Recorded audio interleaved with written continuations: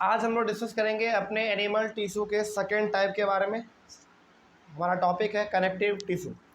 तो connective tissue आज का हमारा टॉपिक होने वाला है। शुरू करते हैं, क्या है कनेक्टिव टिश्यू। अच्छा, कनेक्टिव टिश्यू के नाम से ही मालूम चल रहा है कि एक चीज़ों को क्या करता होगा, कनेक्ट करता होगा, आपस में जोड़ता होगा। देखते ये क्या करता है। Connective tissue are not tightly packed, ये टाइटली पैक्ड नहीं होते हैं। इसका मतलब हो गया कि दो सेल के बीच में आपको क्या देखने को मिलेगा, इंटर सेल्यूलर स्पेस देखने को मिलेगा। मतलब कि गैप थोड़ा सा देखने को मिल सकता है। क्यों गैप देखने को मिलेगा, क्योंकि ये टाइटली पैक नहीं होते हैं। तो वही हमारा अगला वाला पॉइंट लिखा हुआ है, there is some intercellular space. तो कुछ हद तक आपको दो सेल के बीच में स्पेस देखने को यहाँ पे मिल सकता है और मिलता भी है। आगे, कनेक्टिव टिश्यू प्रोवाइड्स सपोर्ट। ये ना हमारे अलग अलग ऑर्गन को आपस में जोड़ता तो है ही साथ ये हमारे बॉडी को बेसिकली सपोर्ट भी प्रोवाइड करता है। आगे, connective tissue connects different organs. ये हमारे बॉडी, अच्छा आपको मालूम है हमारे बॉडी में अलग अलग प्रकार के ऑर्गन हैं, तो हर एक ऑर्गन को आपस में जोड़े रखना, कनेक्ट किए रहना, ये हमारा काम करता है कनेक्टिव टिश्यू। तो कनेक्टिव टिश्यू का सिंपल सा काम है यहाँ पे हमारे बॉडी को पहला तो सपोर्ट प्रोवाइड करना, दूसरा ये अलग अलग ऑर्गन को आपस में जोड़ के रखता है, कनेक्ट करके रखता है। ठीक है, आगे बढ़ते हैं और इसमें क्या कहा गया है देखा जाए। The connective tissues are embedded in an intercellular matrix. ये जो हमारा कनेक्टिव टिश्यू है ना, ये इंटरसेल्यूलर मैट्रिक्स में धंसा हुआ रहता है, यानी कि उसमें एम्बेडेड रहेगा। अच्छा, अब यहाँ पे सवाल है कि सर आखिर ये इंटरसेल्यूलर मैट्रिक्स क्या है। इंटरसेल्यूलर मैट्रिक्स का मतलब है हमारे बॉडी के अंदर पाया जाने वाला लिक्विड। वो लिक्विड कैसा होता है, बेसिकली जेली जैसा होता है। आपको क्या लगता है कि हमारे बॉडी में केवल ऑर्गन ही ऑर्गन है? नहीं, हमारे बॉडी में ऐसे बहुत सारे जगह हैं जहाँ पे ना लिक्विड है, बस लिक्विड है, और उसी लिक्विड को हम लोग कह देते हैं मैट्रिक्स। क्या कह देते हैं, मैट्रिक्स। तो ये बेसिकली हमारा वहीं पे रहता है और वहीं से रह के ये सारे ऑर्गन को आपस में कनेक्ट करने का काम करता है। आगे, द मैट्रिक्स में be jelly like substance fluid का मतलब लिक्विड, डेंस और रिजिड। इट मीन्स हमारा जो मैट्रिक्स है वो लिक्विड भी हो सकता है, लिक्विड के साथ साथ थोड़ा सा डेंस का मतलब थोड़ा सा गाढ़ा भी हो सकता है कोई चीज़, और गाढ़ा के साथ साथ कोई चीज़ हमारा वो रिजिड यानी कि थोड़ा सा ठोस भी हो सकता है। तो वहाँ पे आपको ये कनेक्टिव टिश्यू देखने को मिलेगा। मतलब कि बहुत लिक्विड वाले जगह पे भी देखने को मिलेगा, थोड़ा सा उससे और गाढ़ा आप ले लो वहाँ पे भी देखने को मिलेगा, और कहीं पे भी थोड़ा सा हमारा हार्ड सबस्टांस है बॉडी के अंदर, हार्ड कोई पार्ट है, तो वहाँ पे भी आपको कनेक्टिव टिश्यू देखने को मिलेगा। क्योंकि हमारे बॉडी में तो हर जगह पे ऑर्गन है, हर एक ऑर्गन को आपस में जोड़ेगा। जोड़ने के लिए जोड़ने के लिए हर एक ऑर्गन को आपस में कनेक्ट करने के लिए इसका हर एक जगह पे होना बहुत ही ज़रूरी है, तभी ये कनेक्ट कर पाएगा, जोड़ पाएगा। इसीलिए हमारे बॉडी में लगभग हर जगह पे प्रेजेंट रहता है। आगे, there are 4 types of connective tissue, areolar, adipose, skeletal and fluid. तो ये चारों के बारे में हमने अपने फ्लो डायग्राम में भी देखा था। तो 4 हमारे पास कनेक्टिव टिश्यू होते हैं। अब इन चारों के बारे में हम लोग एक एक करके डिस्कस कर लेते हैं। सबसे पहला हम लोग डिस्कस करेंगे एरियोलर टिश्यू के बारे में। ये क्या है जरा देखा जाए। It फिल्स the space inside the organs. अच्छा, हमारे ऑर्गन्स में ना, जैसे सपोज कीजिए कि हमारा हार्ट, यानी कि हमारा जो हार्ट है, जो धड़कन है, क्या हार्ट के अंदर जरा सा भी खाली स्पेस नहीं है? क्या खाली स्पेस है? तो वो खाली स्पेस किसके वजह से है? एरियोलर टिश्यू के वजह से है। तो वह यहाँ पे कहा गया है कि it फिल्स the space inside the organs, यानी कि हमारे ऑर्गन्स के अंदर जो भी थोड़ा मोड़ा खाली जगह रहता है वो इसी के वजह से होता है, एरियोलर टिश्यू के वजह से ही होता है। ओके, आगे बढ़ते हैं फिर। उसके बाद अच्छा, यहाँ पे ना बहुत सारे बच्चे क्या समझ लेते हैं, फिल्स the space inside the organs. नहीं, फिल्स का मतलब यहाँ पे खाली जगह को भरना नहीं है। फिल्स का मतलब है यहाँ पे ऑर्गन्स के अंदर जो खाली जगह होता है हल्का सा, वो हमारे एरियोलर टिश्यू के होने की वजह से ही होता है। अच्छा, क्या हमारे ऑर्गन्स के अंदर खाली जगह होना अच्छा बात है या ख़राब बात है? अच्छा बात है, क्योंकि हमारा ऑर्गन यदि टाइटली पैक रहेगा तो उसमें ना हमारा कॉन्ट्रैक्शन बहुत बढ़ जाएगा। कॉन्ट्रैक्शन बढ़ने से हो सकता है कि हमारा बॉडी अच्छी तरीके से फंक्शन ना कर पाए। इसीलिए हमारे हर एक ऑर्गन के अंदर में थोड़ा सा खाली स्पेस रहता ही है, ताकि वो आराम से एक्सपेंड और कॉन्ट्रैक्ट इजिली कर सके। तो वो कौन करवाने का काम करता है? एरियोलर टिश्यू करता है। ये यदि नहीं होगा ना तो हमारे किसी भी ऑर्गन में स्पेस होगा ही नहीं। जैसे आपको जानकर बड़ी हैरानी होगी कि हमारा जो आँख है, ये हमारा आँख यानी कि लेंस से लेकर पीछे हमारे आँख के रेटिना होता है, इस बीच में भी हमारा खाली जगह होता है। वो खाली जगह होना बहुत ज़रूरी है, ठीक है ना। आगे बढ़ते हैं फिर। तो हर एक ऑर्गेन में खाली जगह होता है, वो हमारे एरियोलर टिश्यू की वजह से ही होता है। आगे, it supports internal organs and helps in repair of tissues. ये एरियोलर टिश्यू, पहली बात तो हमारे बॉडी के अंदर जो इंटरनल ऑर्गेन है उसको ये सपोर्ट प्रोवाइड करता है, पहला बात। और दूसरा बात, टिश्यू में यदि कोई गड़बड़ी आ गया, खराबी आ गया, तो उसको रिपेयर करने का भी काम ये करता है। मतलब इसके पास दो काम, मल्टीटास्किंग है ये। ओके, आगे बढ़ते हैं फिर। It is found between the skin and muscles, it is found between the skin and muscles, blood vessels, nerves and in the bone marrow. ये कहाँ कहाँ देखने को मिलेंगे आपको? स्किन और मसल्स के बीच में। उसके बाद, अच्छा, स्किन और मसल्स नहीं समझ में आया क्या होता है आपको? समझ में आया? स्किन और मसल्स का मतलब है, मसल्स का ये स्किन का मतलब ऊपर वाला हिस्सा आपका, हाँ, और मसल्स का मतलब इसके नीचे वाला हिस्सा, तो इनके बीच में ये पाया जाता है, तभी तो ये कनेक्ट कर पाएगा ना। कनेक्टिव टिश्यू है ये हमारा, कभी कनेक्ट कर पाएगा हर एक बॉडी ऑर्गेन्स को। आगे फिर ब्लड वेसल्स में देखने को मिलेगा, नर्व्स में देखने को मिलेगा, और हमारे बोन मैरो में भी देखने को मिलता है। अच्छा, बोन मैरो का मतलब क्या समझते हैं आप लोग? बोन मैरो का मतलब आपको सबसे अच्छा बताते हैं हम। बोन मैरो का मतलब आपने देखा होगा, जब हम लोग चिकन उकन खाते हैं तो चिकन के अंदर जो हड्डी होता है, उस हड्डी के अंदर आपने देखा कभी ब्राउन कलर का कुछ होता है? अच्छा, चिकन में खास करके जो हड्डी होता है, उस हड्डी के अंदर एक ब्राउन कलर का ना सॉलिड टाइप का कुछ होता है, उसी को हम लोग कहते हैं बोन मैरो। तो इन सारे जगहों पर आपका एरियोलर टिश्यू देखने को मिलता है। आगे बढ़ते हैं फिर। तो एरियोलर टिश्यू के बाद हमारा है एडिपोज टिश्यू। ये क्या है देखा जाए इसके बारे में। It is filled with fat globules. Fat globules का मतलब यहाँ पे है, अच्छा आपने पढ़ा होगा कार्बोहाइड्रेट, प्रोटीन, फैट। तो फैट ग्लोब्यूल्स का मतलब है कि फैट का बड़ा बड़ा टुकड़े के रूप में ये आपको देखने में, ये बेसिकली एडिपोज टिश्यू ना फैट से, मतलब फैट से भरे हुए होते हैं, ठीक है। आगे, it is a poor conductor of heat, so it acts as an insulator and prevents loss of heat from the body. ये हमारे बॉडी का पुअर कंडक्टर है हीट को लेकर। इसका मतलब ये हो गया कि हमारे बॉडी में हीट बाहर रिलीज ना हो सके, इसके लिए कौन काम करता है?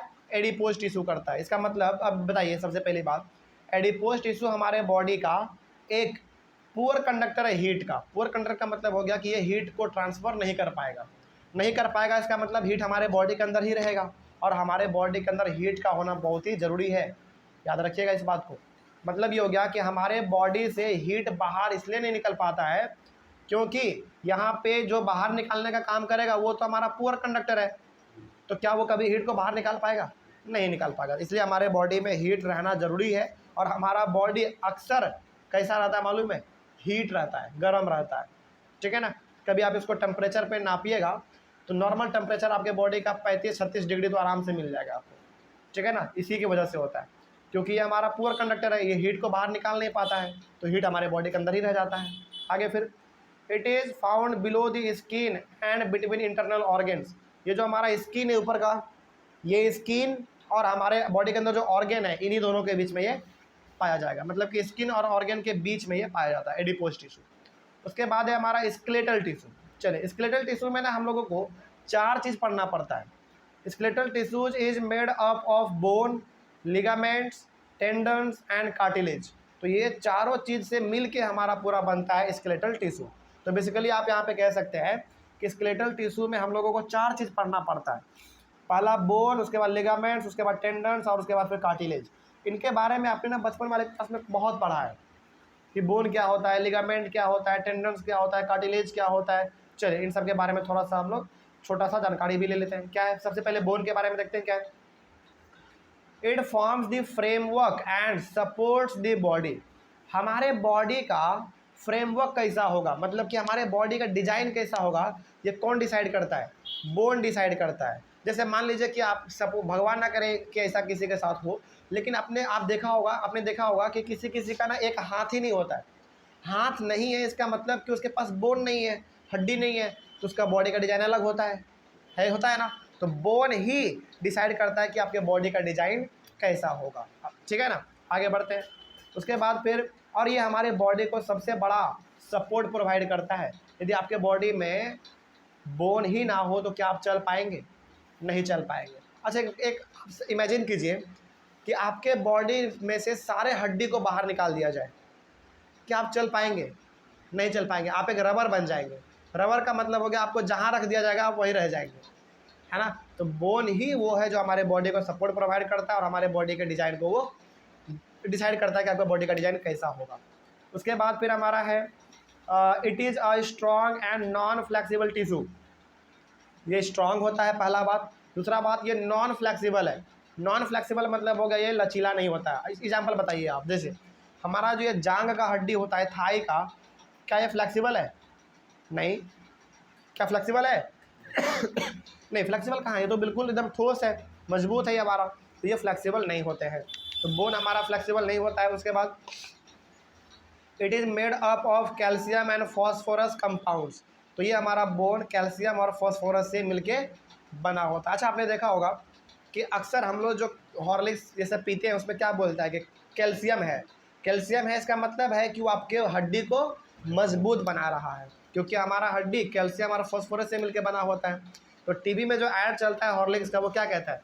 कैल्शियम, फॉस्फोरस, विटामिन ये सब इसमें रहता है, ऐसा कहता है ऐड में। तो इसका मतलब है कि वो आपके हड्डी को मजबूत करने का उसका मकसद होता है। हालांकि यहाँ पे आप याद रखिएगा कि हॉर्लिक्स में केवल कैल्शियम ही नहीं बल्कि बहुत कुछ भी होता है और जो कि आपके हड्डी को मजबूत रखने में सपोर्ट करता है। अब उसके बाद हमारा लिगामेंट है। लिगामेंट क्या होता है? देखिए, two bones are connected to each other by ligament. यानी कि हमारे बॉडी में ऐसे बहुत सारे हिस्से हैं जहाँ पे कि दो बोन आपस में क्या है? कनेक्टेड है। जैसे हमारा ये हाथ वाला देख लीजिए आप, ये हमारा बाह और ये हमारा हाथ, ये हमारा बाह और ये हमारा हाथ, दोनों का दोनों आपस में लचीला है। क्यों लचीला है? क्योंकि यहाँ पे हमारा एक पाया जा रहा है बोन जिसका नाम है लिगामेंट। ठीक है ना। आगे बढ़ते हैं। It is very elastic. ये इलास्टिक होता है, लचीला होता है, इसलिए हम लोग अपने हाथों को ऐसे कर पाते हैं, मोड़ पाते हैं, अपने पैरों को मोड़ पाते हैं कि बिकॉज ऑफ लिगामेंट। उसके बाद इट हैज़ सम स्ट्रेंथ, इसके पास ताकत भी होता है। ठीक है, आगे उसके बाद है टेंडन्स। ये क्या होता है? देखिए, it connects bonds to muscles. अच्छा, हमारा जो हड्डी है, हमारा हड्डी अपने मसल्स से कनेक्टेड है कि नहीं? बिल्कुल कनेक्टेड है। तो हमारा हड्डी यानी कि हमारा बोन मसल से कनेक्टेड है बिकॉज ऑफ टेंडॉन्स। तो टेंडॉन्स एक तरीके से फेविकोल के जैसा काम करता है। ये क्या करता है? हमारे हड्डी को और हमारे मसल्स को आपस में चिपका देता है, जिससे हमारा मसल हमेशा बोन से चिपका हुआ रहता है। ओके, आगे बढ़ते हैं। उसके बाद फिर इट इज़ फाइबरस। फाइबरस का मतलब क्या हो गया? ये थोड़ा सा झिल्ली टाइप होता है। झिल्ली का मतलब आप इसको ऐसे समझिए, आप फेविकोल को लीजिए और फेविकोल को लेके फैला दीजिए, आप देखेंगे कि वो एक लेयर बन चुका होता है ना। इसी प्रकार का हमारा ये होता है, फाइबरस होता है। बेसिकली ये झिल्ली टाइप का होता है, पर्दा टाइप का होता है बस। आगे, इट हैज़ ग्रेट स्ट्रेंथ। इसके पास बहुत ताकत होता है, इतना ताकत होता है कि आप इजली अपने हड्डी में से अपने मसल्स को खींच नहीं सकते। आप अपने हाथ के मसल्स को खींचिए, खींचने का मतलब वो फैल जा रहा है। फ्लेक्सिबल, इसका मतलब क्या वो हड्डी से अलग हो गया? नहीं है, अलग हो जाएगा तब तो फिर दिक्कत हो जाएगा, है ना। तो ये बिल्कुल फ्लेक्सिबल है। तो वही बात कहा गया है कि इसमें ताकत होता है। It has limited strength, it has limited flexibility. Limited flexibility का मतलब है कि इसको आप जितना चाहे उतना खींच नहीं सकते हैं। खींचेंगे तो पता चलेगा कि आपका पूरा का पूरा स्किन ही कवर गया, है ना। तो इसमें फ्लेक्सिबिलिटी भी उतना ज़्यादा नहीं होता, लेकिन हाँ होता है, लेकिन उतना ज़्यादा नहीं होता। उसके बाद हमारा है फिर कार्टिलेज। ये क्या होता है? देखो, cartilage is not tightly packed. पहली बात तो ये हमारा टाइटली पैक्ड नहीं होते हैं। इसका मतलब हो गया कि इसमें इंटरसेलुलर स्पेस देखने को आपको मिल सकता है। तो वही बात लिखा हुआ है, there is enough intercellular space. तो कार्टिलेज में हमारा बेसिकली स्पेस देखने को मिलता है, intercellular space. It is elastic. ये हमारा इलास्टिक होता है, लचीला होता है। अच्छा, कार्टिलेज का मतलब आप समझते हैं क्या? पहले आप ये बताइए। तो कार्टिलेज का मतलब आप सिंपली समझते हैं हमारा ये वाला हिस्सा, बेसिकली जो रीढ़ वाला हिस्सा है ना, पीछे जो हमारा स्पाइनल कॉर्ड से लेकर हमारे हिप बोन तक जो है, वो हमारा बेसिकली कार्टिलेज ही है। वो इतना इलास्टिक है कि हम लोग आराम से झुक जाते हैं, उठ जाते हैं, तो हमारा इलास्टिक होता है। ये किससे मिलके बना होता है? It is made up of proteins and sugars. और ये हमारा लिगामेंट प्रोटीन और शुगर से मिलके बना होता है। अब यहाँ पे शुगर का मतलब वो चीनी आप मत समझिएगा जो हम लोग चीनी खाते हैं मीठा वाला, नहीं। ये चीनी बेसिकली हमारा एक केमिकल है जो हमारे बॉडी के अंदर पाया जाता है। ठीक है ना। आगे बढ़ते हैं। तो इससे मिलके हमारा लिगामेंट हमारा बनता है। It is present in nose, ear, trachea and larynx. अच्छा, इसका सबसे एग्जाम्पल हमारा लैरिक्स। आप अपने गले को छूइए, यहाँ पे टच कीजिए, क्या आपको हड्डी दिख रहा है? एक एक करके हड्डी दिख रहा होगा आपको, तो वो हमारा बेसिकली लिगामेंट का, सॉरी किसका, सॉरी कार्टिलेज का एग्जाम्पल है वो हमारा, ठीक है ना। तो नोज हो गया, ईयर हो गया, ट्रेकिया हो गया, लैरिक्स हो गया, ये सब का सब हमारा कार्टिलेज का एग्जाम्पल है। ओके, उसके बाद हमारा एक लास्ट बच रहा है इसमें क्या, फ्लूइड। फ्लूइड का सिंपल सा मतलब है लिक्विड, ठीक है ना। ये क्या होता है, चलिए इसके बारे में भी देख लेते हैं। Blood has a fluid, fluid का मतलब लिक्विड कॉल्ड प्लाज्मा। देखिए बायोलॉजी में ना हम लोग लिक्विड अधिकतर इस्तेमाल वर्ड नहीं करते हैं, लिक्विड के बदले में हम लोग इस्तेमाल करते हैं फ्लूइड। फ्लूइड का मतलब भी लिक्विड ही होता है, इसमें कोई बड़ी बात नहीं है। लेकिन हम लोग जब भी बायोलॉजी पढ़ते हैं ना, खास करके, हालांकि आप केमिस्ट्री पढ़िए तो केमिस्ट्री में आप लिक्विड इस्तेमाल कीजिए, लेकिन जब हम लोग बायोलॉजी पढ़ते हैं तो बायोलॉजी में लिक्विड को हम लोग लिक्विड ना कह के बल्कि फ्लूइड कहते हैं। तो हमारा जो ब्लड है वो ब्लड क्या है, बेसिकली एक फ्लूइड ही तो है, और उस फ्लूइड को हम लोग क्या कह देते हैं, प्लाज्मा कह देते हैं। मतलब कि ये जो आपका ब्लड है, जो खून है, वो लिक्विड है, फ्लूइड है, और उसी को हम लोग प्लाज्मा के नाम से भी जानते हैं। आगे बढ़ते हैं फिर। In plasma red blood cells यानी कि आरबीसी, वाइट ब्लड सेल यानी कि WBC and platelets are suspended. यानी कि हमारे प्लाज्मा में, प्लाज्मा मतलब हमारे ब्लड में red blood cell, white blood cell और प्लेटलेट, ये क्या करता रहता है, भटकता रहता है, घूमता फिरता रहता है, ठीक है। तो अब यदि आपसे कोई पूछे कि बताओ प्लाज्मा में क्या क्या देखने को मिलेगा, तो red blood cell, white blood cell और हमारा प्लेटलेट, ये सब हमारा इसमें देखने को मिलता है। आगे, the plasma contains protein, salts and hormones. ये जो हमारा प्लाज्मा है, प्लाज्मा का मतलब क्या, ब्लड, ठीक है। तो इसमें आपको प्रोटीन भी देखने को मिलेगा, सॉल्ट भी देखने को मिलेगा और हॉर्मोन्स भी देखने को मिलते हैं। अब ये सॉल्ट कौन सा सॉल्ट, नमक खाने वाला नहीं, ये खाने वाला नमक नहीं है, ये हमारे बॉडी के अंदर पाया जाने वाला केमिकल का नाम है, ठीक है ना। इस बात को भी आप याद रखिएगा। आगे, blood helps in transportation of many substances like gases, hormones, digested food, waste materials etcetera to different parts of the body. हमारे बॉडी में जो ट्रांसपोर्टेशन का काम होता है अलग अलग चीज़ों का, चाहे वो भोजन का हो, गैस का हो, हार्मोन का हो, वेस्ट प्रोडक्ट का हो, कुछ भी हमारे बॉडी में जो ट्रांसपोर्टेशन का काम होता है, वो ट्रांसपोर्टेशन का काम करने का काम किसका है, ब्लड का है, ठीक है ना। तो ये हमारा पूरा का पूरा टॉपिक खत्म होता है, ये वाला फ्लूइड के साथ ही हमारा टॉपिक पूरा खत्म हो गया। अगले वाले क्लास में हम लोग डिस्कस करेंगे अपने थर्ड टाइप एनिमल टिश्यू के बारे में। वो हमारा कौन सा था, मस्क्यूलर टिश्यू यानी कि मसल टिश्यू। तो हम लोग अपने अगले वाले क्लास में इसको खत्म कर देंगे, कोई दिक्कत नहीं। चलिए तब तक के लिए thank you very much and have a nice day. मिलते हैं हम लोग अपने अगले वाले क्लास में।